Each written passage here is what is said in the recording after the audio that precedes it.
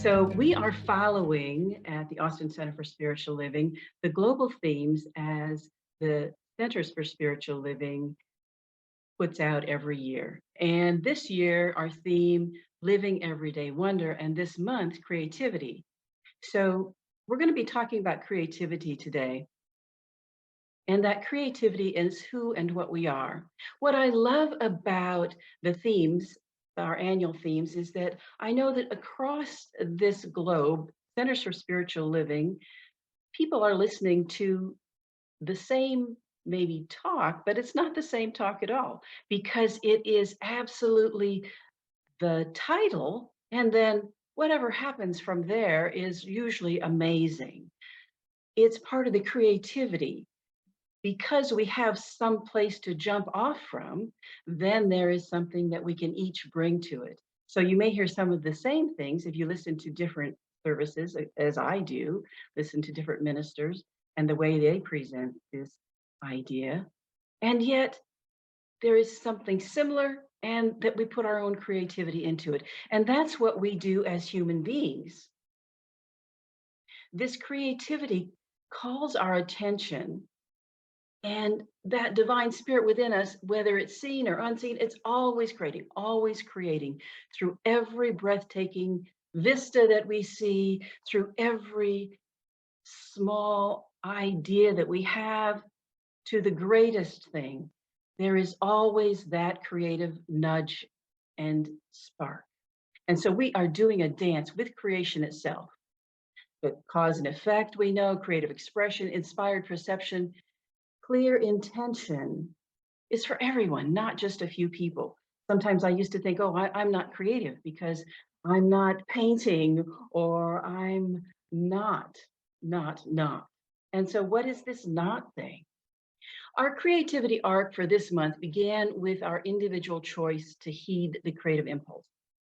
That was the first week of this month, and Reverend Rainbow talked to us about saying yes to the yes. And she gave us a recipe for saying yes. And we affirmed, I know myself as spirit knows me, creative, unique, and wonderful. And then the next week was Palm Sunday. And we explored the creative journey with Reverend Kit. As we expand and step out of our comfort zones, she suggests we waltz with a wombat or jitterbug with a jaguar or dance with a donkey. And we affirmed, I am an open, dazzling channel for inspiration and peace. And that brought us to Passover, Easter Sunday, as a transformational time, a holy week. And Jean Lean asked us, where does this transformation, this newness come from? Certainly not outside of ourselves. And so we explored newness as something to be revealed in the continuous cycle of life and death.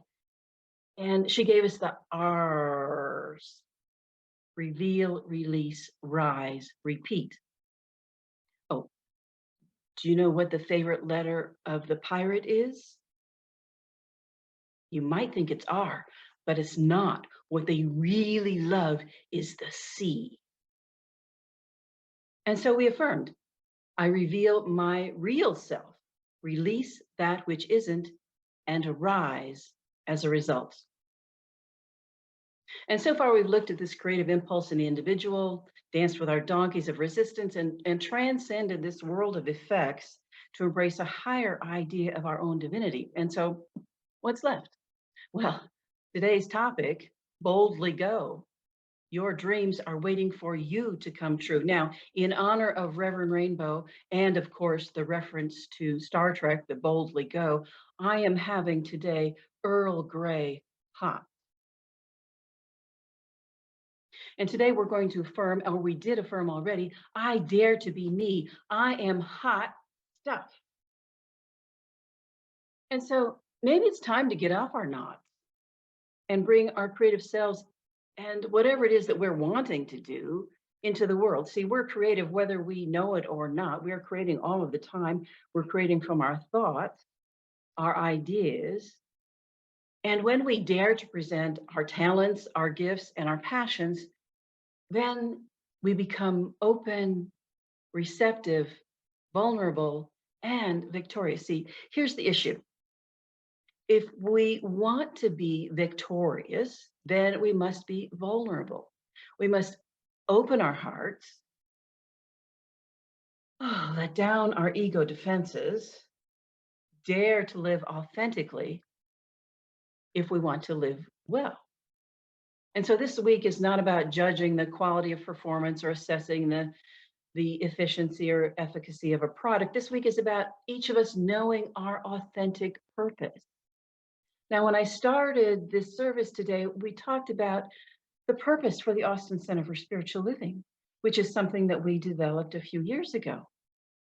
And our purpose as being a community where we grow in love and joy. And we ask people, come grow with us. In the Science of Mind textbook, Ernest Holmes writes, healing is not creating a perfect idea or a perfect body. It is revealing an idea which is already perfect. And so the intention to reveal that creative idea, creative solution, creative possibility paves the way for truth to be revealed as needed, and especially when we're seeking meaning and purpose. See, when we marshal our spiritual forces, we can solve big issues, answer big questions, and we solve the little issues, the little gnats and mosquitoes of our lives. Because when we vision for guidance and insights, we reveal magnificent ideas which anchor us in faith and launch us into lives of meaning and passion. And isn't that what we want? A life of meaning and passion? Ernest Holmes tells us again in the Science of Mind textbook, we must consciously know that we can use this creative power. The more complete such acceptance on our part, the more completely we're able to use this power for definite purposes. And so from our practice oneness with all life, with God, with each other, and our committed availability to greater wisdom, we become the vehicle for transformation, healing, and newness. And we have our spiritual tools as our superpower. We have spiritual mind treatment as our superpower. We have meditation as our superpower. We have these absolute ideas, affirmation. So let us use them. And yet let us use it to be wholly alive and wholehearted beings and come from our passion, come from that within us, which is just waiting to burst out. And first, we recognize that we live in a field of infinite wisdom and wholeness. There is no lack of ideas. I know you've seen this in your life. As you have an idea, somebody else has the idea at the same time, or maybe you have an idea and didn't act on it and somebody else does, and you said, oh, I had that idea. So it's unlimited, and there's always more ideas. And so because there's only one of us, along with our recognition of the allness and the here and now of that divine spirit, we recognize that no one, including us, by the way, is random, and no one is without a greater truth. No one is without purpose on this planet. Eckhart Tolle, in his book Stillness Speaks, says, you are not separated from nature. We are all part of the one life that manifests itself in countless forms throughout the universe, forms that are all completely interconnected. And see, what would we do if we knew that we were always held in that love? What if we knew for certain that the thing that we're embarrassed about, or have always been told to change or not do, turned out to be the very gift that Spirit placed within us to bless this world in ways unimaginable? We say it's all God, but do we really believe it?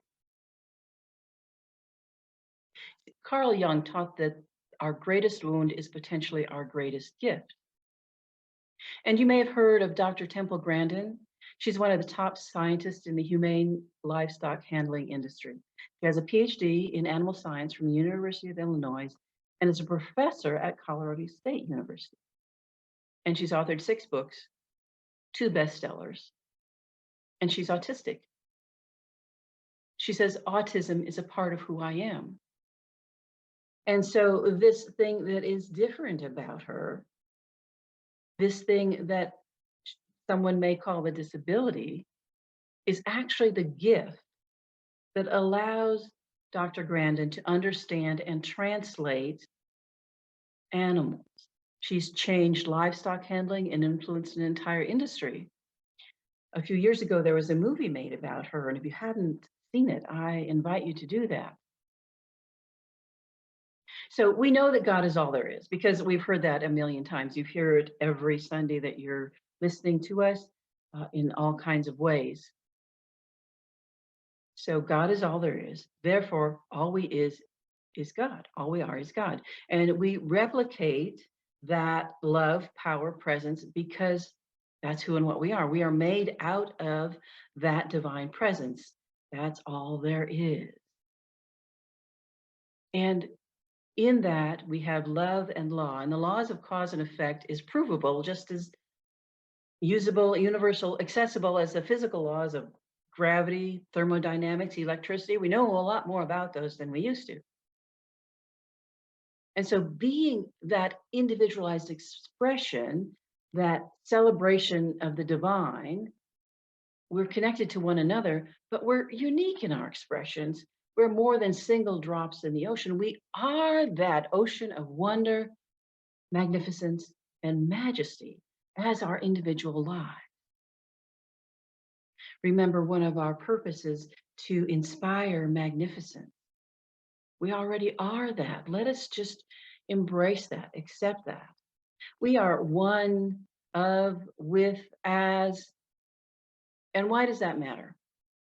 We teach that we're not just a part of that power and presence, but that it's greater, that presence is greater than its creations.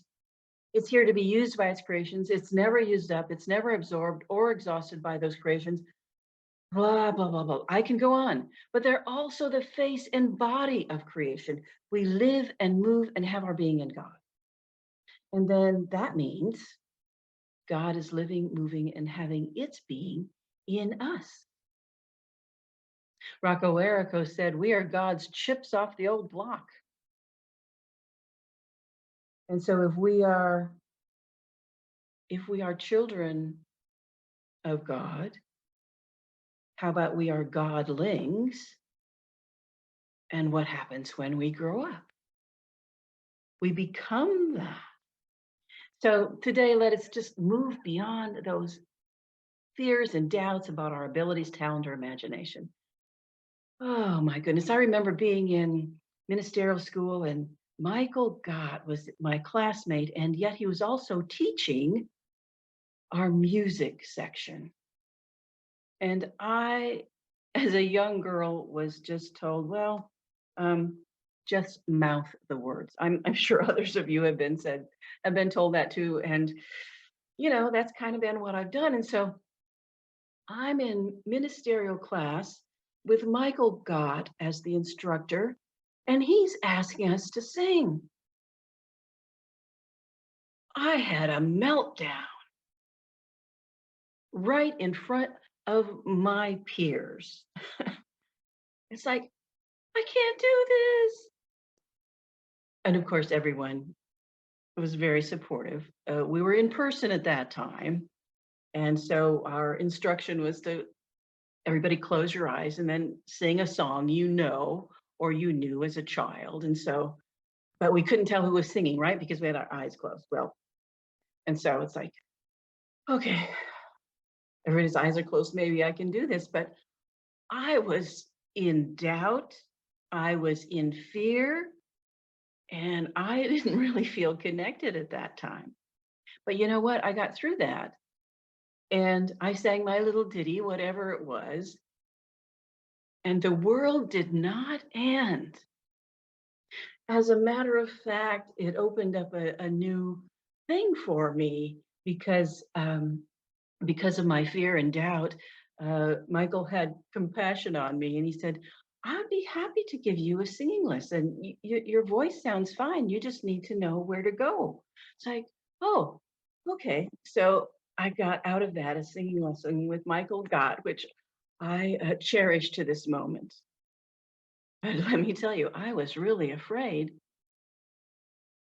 And being able to let go of that was amazing. And now still, I'm going to mute myself when I sing, but I'm willing to sing.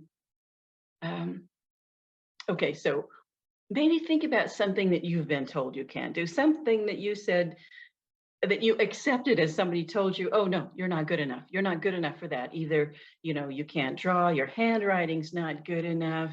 Um, you know, you don't have a speaking voice, whatever it happens to be. It's like, that is so not true.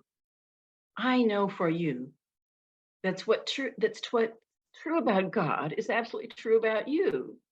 And so that each one of us is saturated with that magnificent artistry of the universe itself. And we create from that, we bring that forward, and we are the ways that God shows up in the world. See, we are how God expresses in the world. Without you and me in our physical forms, that expression of spirit is just unrealized. It's potential, but it's unrealized potential because it has to be us that brings those ideas into fruition. We are the hands, we are the feet, we are the voice of spirit on earth. I know you've heard that. We are the means and ways for ideas to touch lives. We are the ones who can hold hands. We are the ones that can open our hearts. We are the ones that can listen. We're the ones that can express from our soul. And we have, and we are accessing the divine at any moment. So, what would it be like if we intentionally think and act knowing that that infinite invisible responds to it just as it did for Buddha, for Jesus, for Jim Carrey, all of these people? We have that same connection within us. And our oneness happens in our affirming that, in our willingness to know and progressively grow conscious of experiencing it. And we do that through our regular practice. We do that through spiritual living, which is who and what we are. We do that by saying yes to the yes. We partner with God for joy, for peace, for wholeness, for understanding in our lives. Our great gift is our yes to imagining and creating a life that works, that contributes to a world that works for everyone. I know you've heard me say this before. Emma Curtis Hopkins says, there is good for you and you ought to have it. And so there is good for me and I ought to have it. And my good is health. There is good for me and I ought to have it. And my good is prosperity. There is good for me and I ought to have it. And my good is loving relationships. So whatever it is that is your good, I know you ought to have it. And so repeat that. There is good for me and I ought to have it. And my good is. See, when we reveal, heal, and intentionally change our beliefs from limited and from possibility, and we grow that spiritual muscle through our spiritual practice, our regular practice, whether it be the meditation, the spiritual mind treatment, the affirmation, whether it be study, whatever it is, we then allow those new beliefs to express in form. And our conviction that we are valuable, that we are worthy is vital. And it grows little by little. It grows just as a small seed is planted and nurtured. So we plant that seed that we are valuable, that our life is vital, that who we are and what we do is necessary. And believing that allows us to do and to be what it is that we came here to do and be. Now, the opposite is true also. Believing that life is against us, guess what? Our experience will be limitation, discomfort, health issues, maybe painful relationships. And these demonstrations are mirroring our limited thinking. So if you're wondering what you're thinking, look at your experience and say, oh, that's a belief that I might want to change. And once we know the truth that we are worthy and we look at that more consistently, we leave behind the suckiness of life and live in success and joy. So, we start affirming parking places, princes, palaces. That's how I started when we were first starting with spiritual mind treatment. The first thing I manifested was a car. Yes. Um, and as we grow, we embrace greater possibilities and ever greater demonstrations. It's like, who knows what will come? I mean, you might even manifest a year in Paris. So our imagination is our connection to God. So feed your imagination, enjoy bringing forth and coloring that experience that you want. We say yes by trusting our desire to be more. We say yes to the yes by communing with it through that meditation, study, classes, contemplation. We go beyond what we've always thought, believed, or experienced in the past, and we go on to what is new, that newness, that transformation that Jean talked about last week. See, the principle upon which we lean is never bound by precedent. Principle is not bound by precedent. This is something that we received as a gift from Troward, from Judge Thomas Troward. Now, what would it be like if he hadn't expressed his truth? What would that be like if Ernest Holmes hadn't expressed his truth? That's what it's like if you don't express your truth. So we boldly go. So let's just take a moment. Let's just do some quiet contemplation now. And so if you'd like, just close your eyes for a minute and let us just consider. Let us consider our purpose and think for a moment, what do you naturally love and think about doing?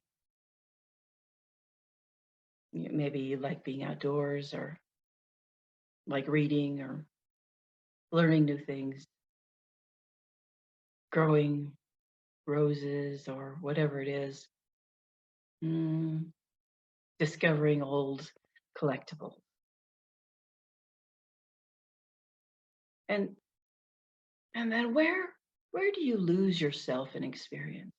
Where does time pass so quickly you don't even know because you're immersed in that? Maybe it's playing with the children or grandchildren. Um, Maybe it's working on spreadsheets. Maybe it's fixing a wobbly chair leg. Maybe it's going in the kitchen, open the refrigerator and seeing what you can create from what's there. And then where are you most at home in your own skin? Is it making bread? Every week I see my neighbor polishing his car. Maybe it's knitting or sitting on the deck of a cruise ship. Where are you most at home in your own skin? Maybe it's in the water. And finally, what's the one thing that makes your heart sing more than anything else in the world? What makes your heart sing? Oh, maybe it is singing. Maybe it's expressing through the paintbrush. Maybe it's visiting an art museum. Maybe it's social justice work, feeding the homeless, walking the dogs at an animal shelter. And just take a moment and let those answers emerge.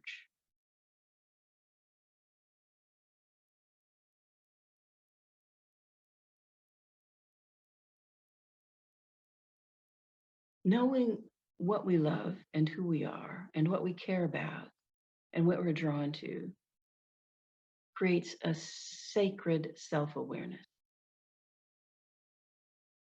And when we have that, we realize our purpose isn't about our job, our career, our skills. Our purpose is to be love. And so just breathe that in. And maybe your purpose is to be love, to be peace. Maybe your purpose is to be open. Maybe your purpose is to be willing to know your purpose. And so with a deep breath, let us come back into this space. That was a time of openness, of vulnerability. And when we risk that, even when we're alone in our rooms, on Zoom, we can always turn the camera off. When we risk being true to our creative desires, those intuitive sparks and our magical dreams, we drop the armor of knowing it all or been there, done that. And our senses are heightened, our instincts fired up.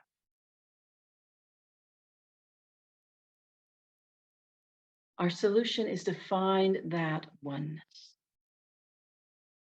And we'll always be searching. We'll always have that empty place until we connect to that creator, that creative energy. And little shifts open the way to big discoveries. Our willingness in each moment to peel back those layers, to let go and let go of the safety of doing what we always done. There's daring in that. So boldly go. And that creative naiveness is a wonderful place to inhabit because we aren't jaded by old expectations and experiences. Last week, I decorated Easter eggs. I think I told somebody about it. We blew out Easter eggs and then we colored them and put glitter on them. And it's just been so delightful. Now that's something I wouldn't ordinarily do, but because I did that, it was like, oh, this is kind of artistic. So your assignment is to be bold, dare to be and to show up as the creative expression you already are.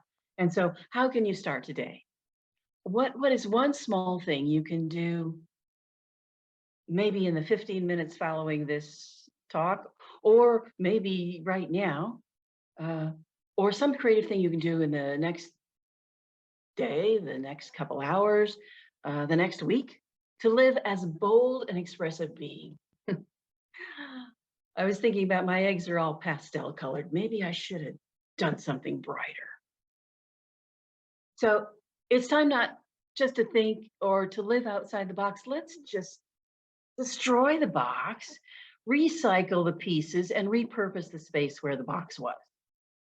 And so when you know you're ready, you are ready to let go of your box, bless it, let it go, move into that life more creatively, more imaginatively, more energetically. And let us affirm, I know myself as spirit knows me, creative, unique, and wonderful. And let us affirm, I am an open, dazzling channel for inspiration and peace. And let us affirm, I reveal my real self, release that which isn't, and rise as a result.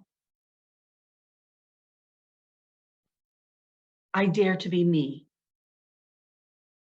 and I am hot stuff. And let us take that into our affirmative prayer.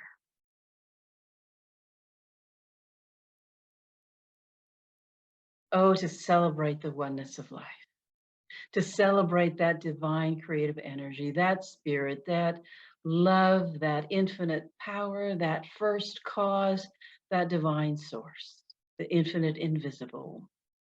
by whatever name we call it, it is greater than anything that we name it. It is greater than we can imagine. And yet it is closer than hands and feet. It is the very essence of who we are. It is in each breath,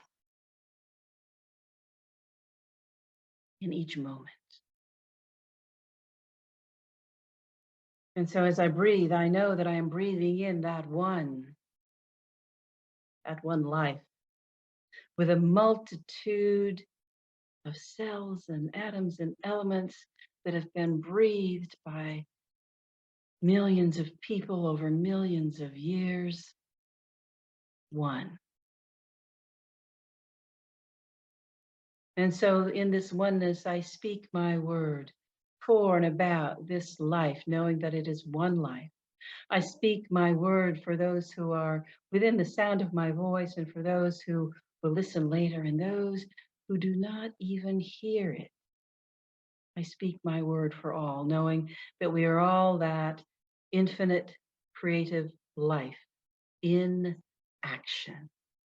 And I know that there is nothing that can stand in the way of that divine spirit moving in and through and as each and every person.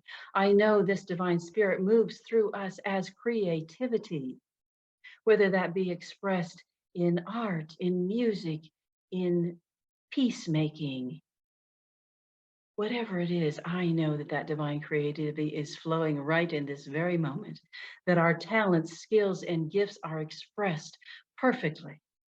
Oh, with love and delight, with courage and wonder. And I speak my word for perfect health, for the perfect health of our dear Reverend Rainbow, for the perfect health of anybody who is experiencing any yuckiness today. That perfect health comes in the form of divine intelligence, knowing what to do and how to do it in each and every cell, in each and every body. There is a divine pattern for this health, and I know that it is downloaded in each and every person right here, right now. That intelligence is absolutely revealing wholeness. And I speak my word also for perfect relationships, knowing that love is revealed in a divine and magnificent way today in people we come in contact with, in those we don't even know, whose lives we touch. Love. Love is all there is. And so knowing that divine creativity, that perfect health, that unconditional love, I know also the abundance of the universe provides everything that is necessary for us to carry out these dreams, already providing the material goods, the talent, the gift, the relationships necessary to come together to create this world for works for everyone. And so knowing this, I am so grateful. I'm so grateful. I know that I can relax, that I can release, that I can let go, because the law is working here. The law is handling. It is doing what it does best. It is saying yes, yes, yes, and yes again. And so I say yes. I say yes to God. Say yes to that divine creativity. And I allow the law to simply do and to be. And so I let go, I release. I invite you to join me as together we say, and so do.